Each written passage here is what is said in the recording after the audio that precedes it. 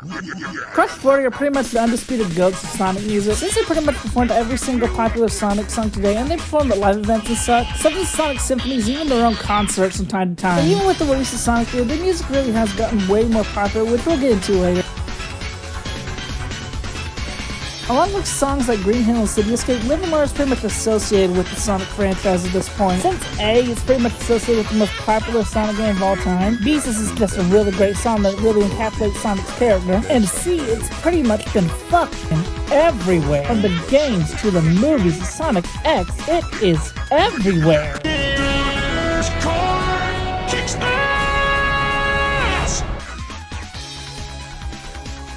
Kellen Quinn is pretty new to Sonic, but this reason he's so high up on the iceberg, since he's the one who performs the Titan things of Sonic Frontiers, and oh my god. I know we're not even a minute into the video and we're already blazing, but good lord. This is coming from someone who doesn't really mess with Scream Rock all that much, but these songs slap. I mean, shit like Undefeated could have me hitting the I Am the Honor One pose with a quickness. And even at the Titan things, there's one other Sonic songs in the past like Live and Learn. He's even the lead singer of Sing with Sirens, which I don't really mess with, but I know some people that do. If it wasn't obvious enough, Sega does truly love their fans. And even in these little dry spots for our game releases, they always give us a figure drop or something. And one of these things are official music remixes. Like an official remix of Candy Field Sunshine made by T-Lopes himself, a funk-style cover of City Escape performed by Lynn from the Persona games, and an acoustic cover of Live and Learn from by Johnny J. Lilly himself. Honestly, all of these are pretty incredible and underrated, and I wish they would do more. Spotify is a very popular music distribution for Sonic music. They do a very good job, but most notably, Endless Possibilities is missing for some reason. Another thing Sega does for the fans are live events, like the Sonic Symphony and whatnot, where they have Crush 40 or Kellen Quinn or Nick Monster Battle performing Sonic songs. They come around a few times a year and only really in major cities. And this isn't just a US thing, as they perform all over the world. Unfortunately for me, the Atlanta showing has ended. It's a 6-hour fucking drive.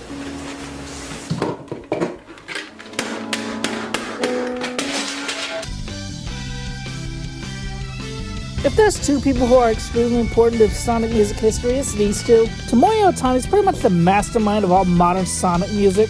Whether that be the Sonic Colors Ultimate remixes or completely original stuff, in the last few years, he's really done it all. And Jutsu Noe and Crush 40 in general are very important to Sonic music history, since these guys have pretty much been there since Adventure. And if this man didn't have enough aura points, he gains even more later on. For one reason or another, Sega has had massive issues with the Dimps games and releasing their music. This especially sucks when games like Sonic Rush have such fucking good music.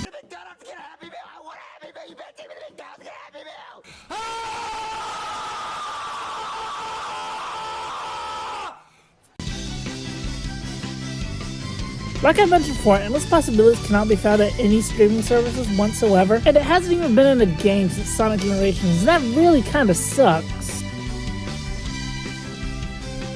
I'm gonna be totally real with y'all, the background music to the movies can kind of, well, suck, as it's either extremely boring or just plain downright forgettable. The only piece of background music I remember from the movies are the little bits of Live and Learn when they're used in Sonic 3, or the music that plays during the scene where Sonic and Shadow are taking down Gerald's robots, or the music that plays when Sonic's trying to get to the gun base in London. However, like some Sonic games in general, the vocal tracks are an absolutely different beast.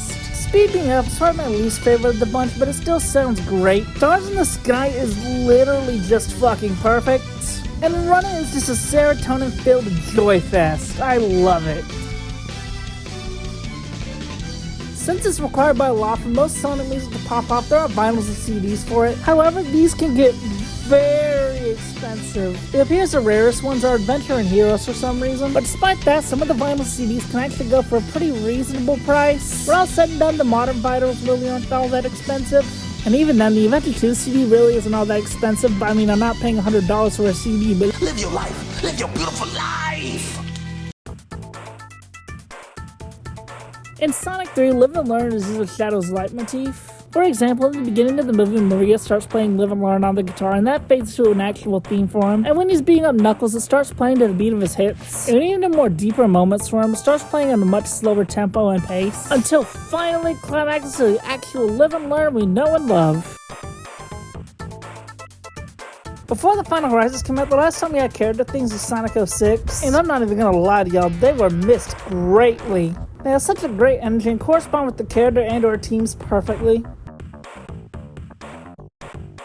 Ever since day one, Sonic music has always had a great variety of styles to it. From a very bouncy and upbeat style to rock to rap to more somber pieces, Sonic music basically has it all. And even today with more of an EDM focus, there's still a lot of variety in the music, which is great.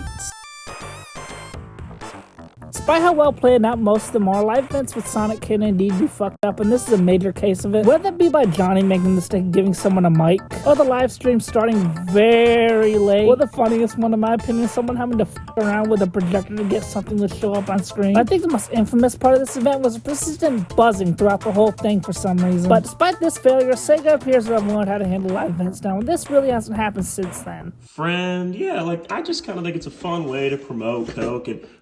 What the hell? For one reason or another, certain soundtracks aren't on streaming services for some reason. For example, the Dimps games appear to be completely wiped, and the only song from the Sonic CD US soundtrack is Sonic Boom, and even then it's not the full version for one reason or another. Over the last few years, composers have tried to make the music sound like the Genesis games to, varying results. As well as stuff with Sonic Mania, such like God's Reincarnate, and then there's shit like Sonic 4, 1, 2, and parts of Superstars which sound, yeah. But then there's the classic Sonic music from Sonic Forces, which makes you want to Kermit fall off a building. Much like Dragon Ball, Sonic is way more popular in Latin America than you think it'd be. It could be argued it's probably more popular than it is in Japan or even in the States. It's mostly down to Sega having a much bigger market over there, but that's not what we're here to talk about today. Because in Brazil specifically, Sonic music must be extremely popular. Since in 2019, the president of Brazil used the Solar's Phase 2 boss theme in a post. I love stupid, useless information about shit like this since it inspired me to make this video. Rumblebee is a Japanese artist mostly known for his work on Sonic and the Secret Rings. He also sung the vocal tracks to the Sonic Rider series such as Catch Me If You Can, Sonic Speed Riders, Ungratified. He's also the narrative for the Mario and Sonic games from 2010 to 2014. And a lot of Sonic fans, including myself, consider him an underrated gem, especially since he stopped working with Sonic for one reason or another. Nathan Sharp, or Nate Wants to Battle, is mostly known for his Gotta Go Fast album that released a few years ago, and the Sonic Symphony events and One Way Dream for Sonic Frontiers. And I personally adore this man's music. I can hear shit like Phantom once and it be in my head for the rest of the day. Monoke Rock is a Japanese rock band collaborated with video game companies multiple times. For example, Monster Hunter, but more important to this video, a certain blue bastard we all know and love. Since for the credit song for Sonic Frontiers, they used their song Vandalize, which wasn't actually made for the original game. Since it was made for a whole nother album, but who gives a shit, it was peak anyway. Their second time being in a piece of Sonic media was when Neon was using Sonic 3 and scene with her jumping out of the helicopter. Since Sonic X is localized in multiple different countries, the openings were changed. Here in the States, it got the iconic Gotta Go Fast. Over in Japan, the song Sonic Drive was used, more on that later. And in the European countries, they had this odd gem.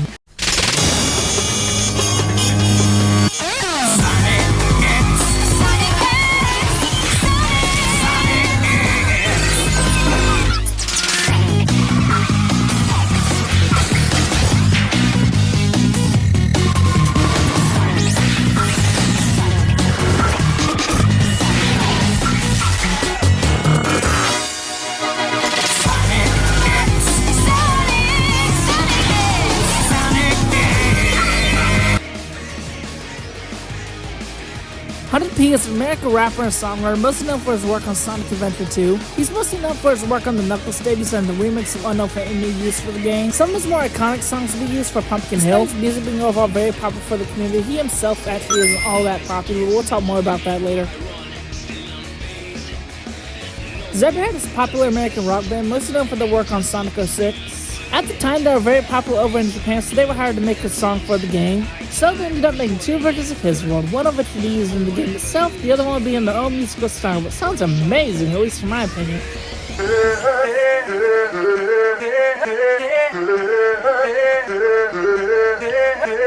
An audio file used for Stardust Speedway Bad Future from Sonic CD. The original audio samples from a song called Me and Baby Brother by War.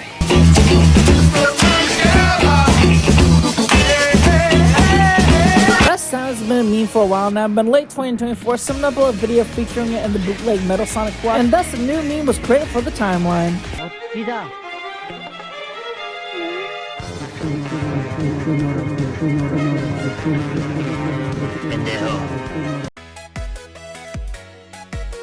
Sonic CD has massive differences in the American and Japanese soundtracks. The Japanese soundtrack is more funk style to it, while the American soundtrack has a more grungy dance style. And with all the re-releases of the games over the years, you can toggle between the American and Japanese soundtracks. And despite this, it appears the American soundtrack will be released on streaming services anytime soon. Victory jingles have been with Sonic since day one, and some of them are pretty iconic.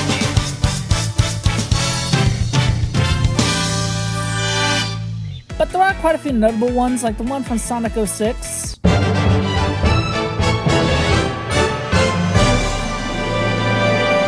Which to this day uses Sonic's result screen to smash. Let's do that again sometime. There's also the ones used for the Rush games, we'll talk more about those later. I really like the ones used for Sonic CD.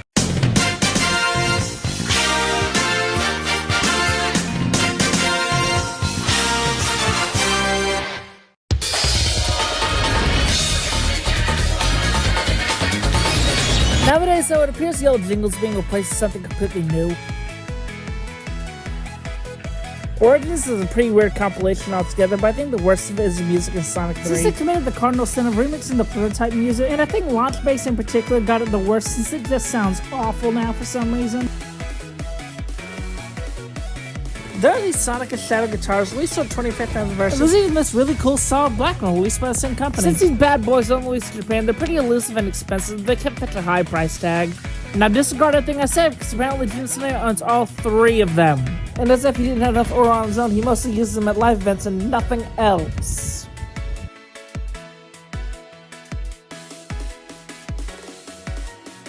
Sonic music has pretty much been a part of memes since day one. But for now, I'll be discussing some of my favorites, like for example, the opening riff to Live and Learn was a meme for a while. It's typically used for memes where a character is fading away. For example, Squidward in that Grease Trap episode from SpongeBob. Job that only 2 volunteer employees could do for no extra pay. Although I will admit it is 100 times funny with the Discord call-in sound. There's also the pretty iconic the Sonic busts a move with Rush theme plays. And this whole clip has become a reaction meme over the years. I Am All of Me has pretty much become a meme of itself, with it either playing in low quality or the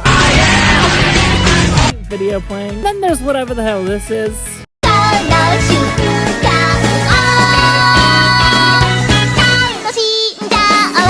Can you see all of me? Walk into my mystery. Step inside, hold on for dear life.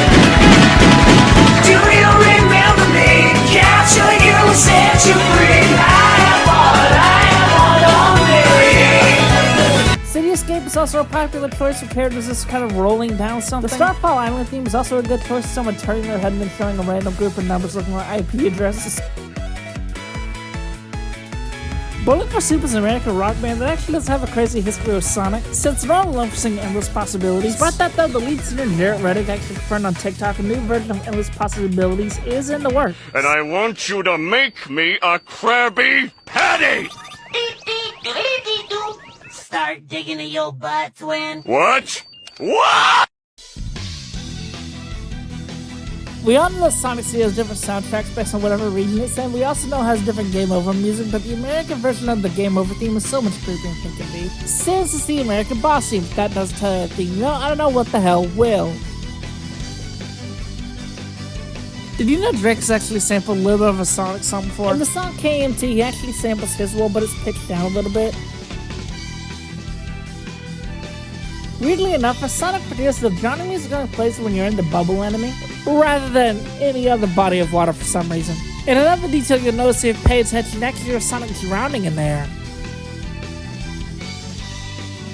The demo version of Sonic Adventure actually features an unfinished version of Open Your Heart. The instrumentals are the same, but instead of Johnny Giovanelli singing the vocals, it's Jun Sene. The Adventure 2 demo features an unfinished version of Live and Learn. While the instrumentals are mostly the same, besides some extra drum beat or two, there's actually no vocals at all, with just a flute playing where they should be. Sonic Mega Collection Plus features an unfinished version of the Heroes intro. The instrumental is entirely the same, but instead of the vocals, Johnny Giovanelli unleashes an Undertale character. Since he's just saying random gibberish, there's actually something called scatting. Sonic Boom is a lost live show from 2013. The event was held in St. Louis, like the 25th anniversary party. It was pretty much a disaster. And despite the event being live streamed, it was only shown to the attendees of the event, so no one really recorded it. And even if they did, the event was played with audio issues, so it wouldn't really matter in the grand scheme of things. Despite all that, however, there's still a lot of photos and videos from the event, like a trailer for Sonic Lost World, and the first official English cutscene of the game. And we even have an idea what the stream would have looked like. There's a lot of photos of Aaron Weber for some reason. There's also a video of the old Sonic mascot doing a little dance to dance. And look at this little fucker go. He's so endearing. You'd be so surprised if I said that Shadow 05 has a lot of unused and cut content. You had the original demo where the opening shows Maria actually getting gunned down and actually shot. And then there's a T-rated build, but that's not what we're here to talk about. Since there's a crazy lot of unused music for the game. There's a song called Who I Am by Magna FL that I can only assume is going to be used for a credit scene at one point. There are two other songs called Broken and Waking Up, but I honestly don't even know what these will be used for. There's also a slightly different version of All Hail Shadow. Speaking of which, disgusting creatures. thought I'd get that out of the way. And finally, the two other vocal tracks called Falling Out and All of Me. But that's not where this ends. Since it's an original version of Digital Circuit that sounds slightly more different than the one we got in the game, the original version of Circus Parts is a completely different song altogether. And finally, there's a beta version of Gun Fortress that doesn't really sound all that different. There are multiple Sonic things used Don't Stop Me Now by Queen. I think the most iconic one is the scene where Sonic saves the turtle in Sonic 1. Where on the turtle's little joyride, the song starts playing. And finally, this is Sonic Frontiers launch trailer that uses it. Honestly, considering everything else in this Iceberg, this is one of the more fun entries I have to talk about. It's just so fun and dumb. Red Mountain is, in my opinion, the weirdest Sonic song to date. But somehow its transition to the more upbeat to a way more darker tone works really well, and I enjoy it. As all of you would know, the Sonic Rush trilogy is left out on streaming services a lot, despite how fucking amazing Sonic Rush's music is. But I think the odd one out here is Sonic Colors for the DS. Since its music is either edited version of Sonic Colors songs to put on the DS or completely original stuff like the Wisp Armor boss, but then it has completely original sound effects that weren't on the Wii. Race to Win is the main vocal track for Sonic Rivals 2. It's sang by some guy that sings Cityscape and it's super underrated. And weirdly enough, it's a Sonic vocal track without a full version for some reason. Sonic Chronicles is infamous for a lot of things, its music is one of them, but this wasn't supposed to be the case. Since BioWare actually composed original music for the game, but thanks to legal issues, these all had to be removed. And since BioWare was already under time constraints, new music couldn't be composed. The next thing that went wrong is they had to steal MIDI files to Sonic fan sites that contain music from the other games. And finally, the last kick in the balls is an unfinished soundboard that couldn't be put in the game itself. Guys, I just turned 18. I am so excited. Hide the children. The launch trailer for Sonic Origins featured an unknown Hyper Potion song. It would eventually be discovered to be called Origins, but thanks to things going on with Hyper Potions at the time, it couldn't be released. However, in June of 2023, it would eventually be released.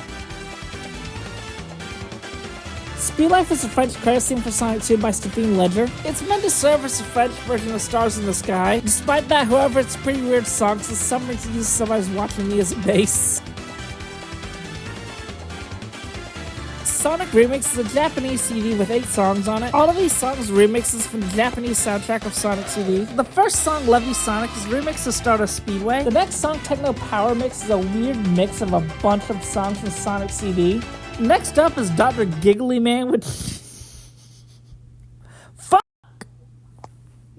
Lock in.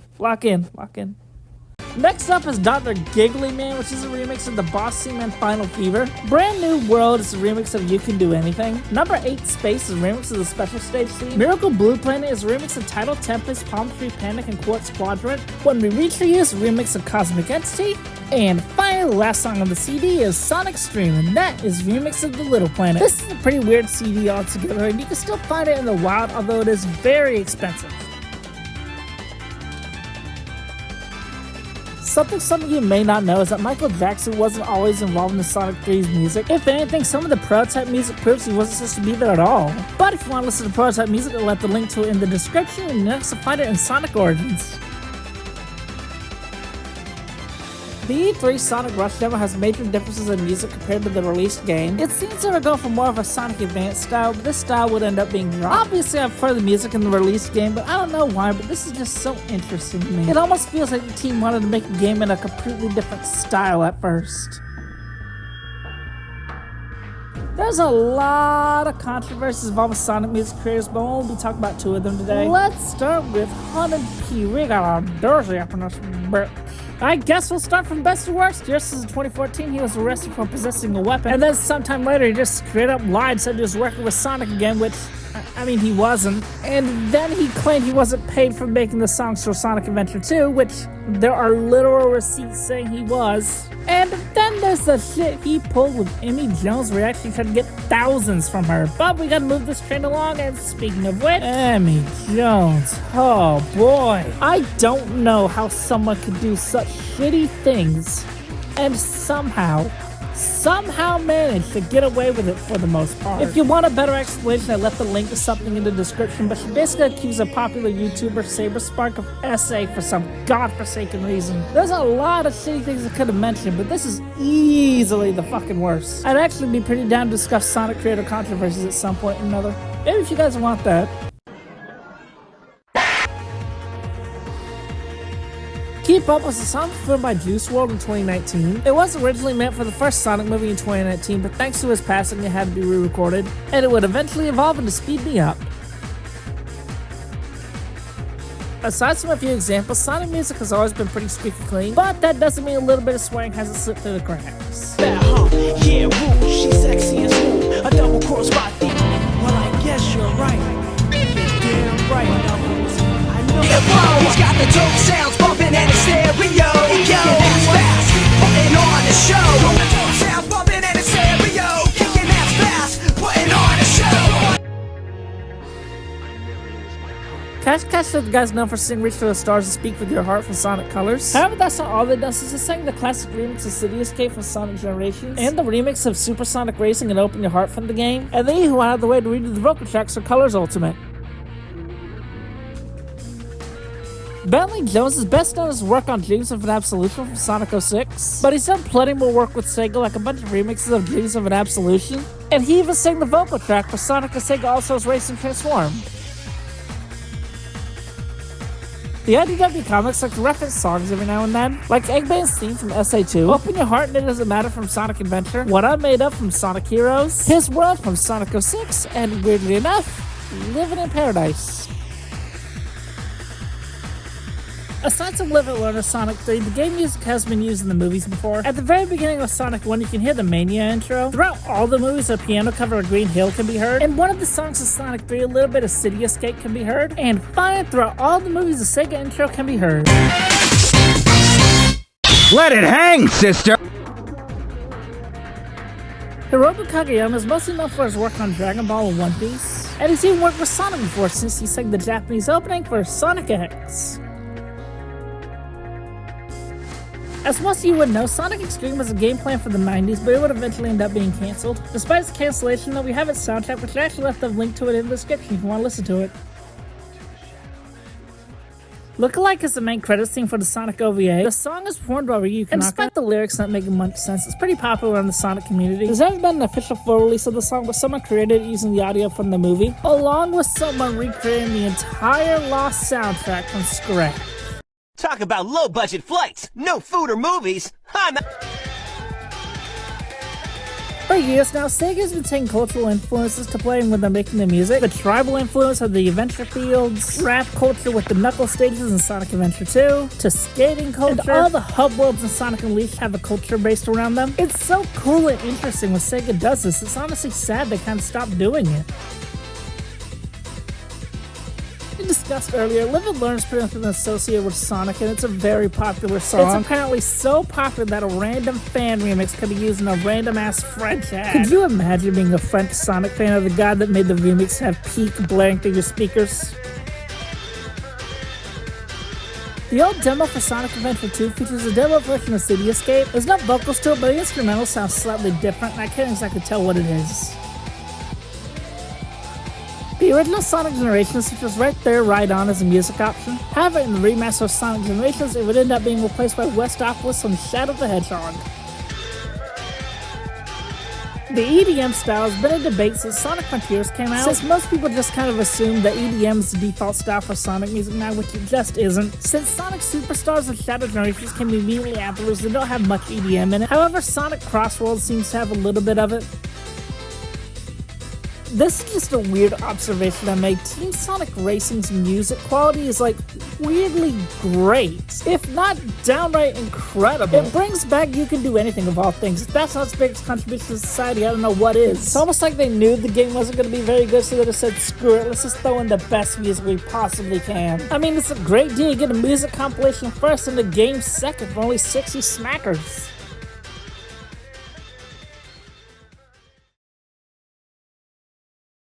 Alrighty, end of video time. First off, thank you all so much for your patience over the last few months. You all truly have no idea how much it means to me. This video took me so fucking long to do, man. I kind of want to use this video as like a start-off point for Sonic content creating. And if this does well, I promise y'all, I will make more Sonic content. Just, nothing as long as this. Dear God, please no. But if you guys wouldn't mind more bite-sized content, follow my TikTok in the description.